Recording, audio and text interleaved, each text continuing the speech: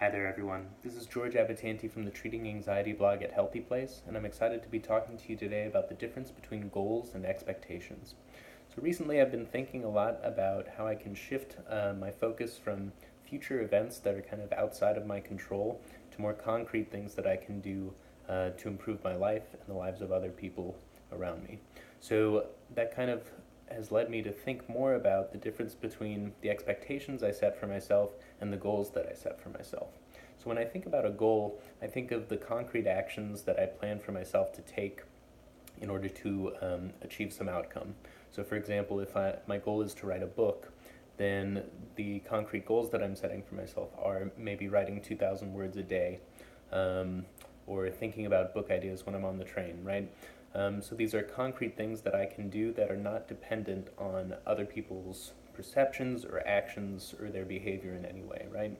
Alternatively, expectations are kind of a layer on top of that, which are what I expect to happen after I've done something, right? So again, with the book example, that might mean having the book published or selling 1,000 copies, right?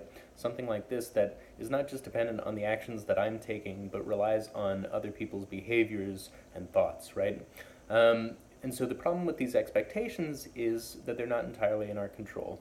And when we focus on expectations like that, we can easily fall into this trap of not feeling like we're effective because these outcomes are not in our control, and so even if we're taking the actions that we need to be taking, we won't necessarily see the outcome that we want.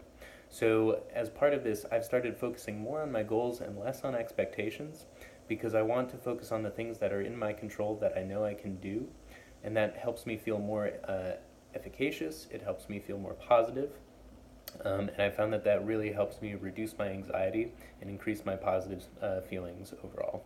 So I hope that this distinction between goals and expectations can be helpful for you as well.